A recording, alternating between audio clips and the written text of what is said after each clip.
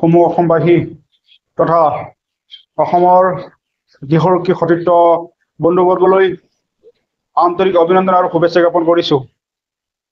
আজিৰ এই মেছেজৰ জৰিয়তে আপোনালোকক জনাব বিচাৰিছোঁ যে অহাকালি অৰ্থাৎ 6 এপ্ৰিল দেওবাৰে দিনজোৰা কাৰ্যসূচীৰে নতুনকৈ ৰেজিষ্ট্ৰেশ্যন হোৱা ৰাষ্ট্ৰীয় পৰ্যায় সংস্থা গৃহৰক্ষী ৱেলফেয়াৰ এছ'চিয়েশ্যনৰ অসম ৰাজ্যিক কমিটিৰ প্ৰথমতম অধিৱেশন গোলাঘাট জিলাৰ ফৰকাটিং অমৰজ্যোতি ক্লাবৰ সভাগৃহত অনুষ্ঠিত কৰা হৈছে।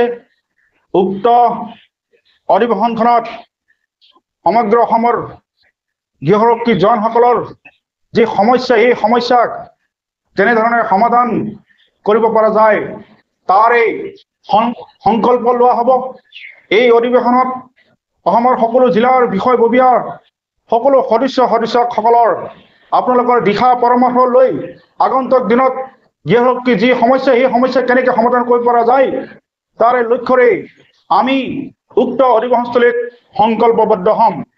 আশা ৰাখিছোঁ অসমৰ সকলো জিলাৰ প্ৰতিনিধিসকলক উক্ত অধিৱেশনত অংশগ্ৰহণ কৰি আপোনালোকৰ যি সমস্যা, সেই সমস্যা অধিৱেশনস্থলীতে দাঙি ধৰিব আৰু এই যি সমস্যা, সেই সমস্যাখিনি অসমৰ মাননীয় মুখ্যমন্ত্ৰী আৰু হোমগাৰ্ড বিভাগৰ যি মন্ত্ৰী মহোদয় আছে, আমি আমাৰ সংবাদ মাধ্যমৰ জৰিয়তে আমাৰ যি সমস্যা, সেই সমস্যা কেনেধৰণে সমাধান কৰিব পৰা যায় তাৰ লক্ষ্যৰে আমি আবেদন নিবেদন জনাম আৰু আগন্তুক দিনত গৃহৰক্ষী ৱেলফেয়াৰ এছ'চিয়েশ্যনৰ নেতৃত্বত সমগ্ৰ ভাৰতবৰ্ষত গৃহৰক্ষী যি কল্যাণ আৰু উন্নয়নমূলক কাম কাজ আমি কৰিবলৈ সাজু হৈছোঁ।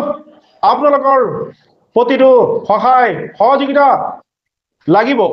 আশা ৰাখিছোঁ অহা ইংৰাজী 6 এপ্ৰিল দেওবাৰে গোলাঘাট জিলাৰ ফৰকাটিং অমৰজ্যোতি ক্লাবৰ সভাগৃহত অসমৰ সকলো জিলাৰ প্ৰতিনিধিসকলে দলে বলে যোগদান কৰি অধিৱেশনখন সাফল্যমণ্ডিত কৰাৰ কাৰণে সকলোকে মই অনুৰোধ জনাইছোঁ।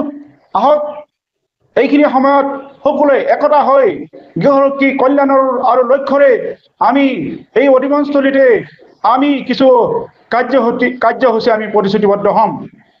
অনুৰোধ ৰাখিছোঁ অসমৰ সকলো জিলাৰ পৰা গৃহৰক্ষী জনসকলৰ উক্ত অধিৱেশনখনত উপস্থিতি হৈ আপোনালোকৰ প্ৰস্তাৱ পৰামৰ্শ আগন্তুক দিনত আমি সন্নিৱিষ্ট কৰিম। অসমৰ সকলো জিলাৰ সকলো সন্থাৰ প্ৰতিনিধিসকলকো উক্ত অধিৱেশনখনত অংশগ্ৰহণ কৰাৰ কাৰণে সকলোকে মই বিনম্ৰতাৰে অনুৰোধ জনাইছোঁ। একতা হৈ আগন্তুক দিনত গৃহৰক্ষী জনসকলৰ যি সমস্যা, সেই সমস্যা সমাধানৰ ক্ষেত্ৰত সকলো সন্থাই আহক, একতা আমি কাম কাজ কৰিম বুলি আমি প্ৰতিশ্ৰুতি দিছোঁ। আমাৰ নেশ্যনেল হোমগাৰ্ড ৱেলফেয়াৰ এছ'চিয়েশ্যনৰ সকলো কোৰ কমিটি বিষয়ববীয়া আৰু সন্মানীয় সতীৰ্থসকলক সকলোকে একতা হৈ আমাৰ কাৰ্যসূচীত অংশগ্ৰহণ কৰি আগন্তুক অধিৱেশনখন সফল কৰাৰ কাৰণে সকলোকে মই অনুৰোধ জনাইছোঁ।